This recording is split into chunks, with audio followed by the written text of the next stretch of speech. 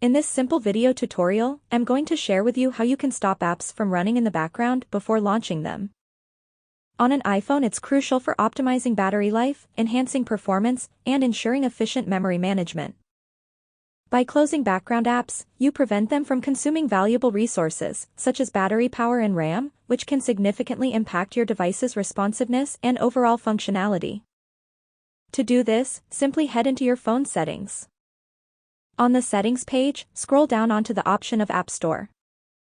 Navigate into the section of Automatic Downloads. On the option of In-app content, make sure to disable the option off. When turned off, the automatic running of apps in the background will stop. It helps safeguard your privacy and security by minimizing the risk of background apps collecting data or tracking your location without your consent. That's how easy it is to stop background running of apps on your iPhone.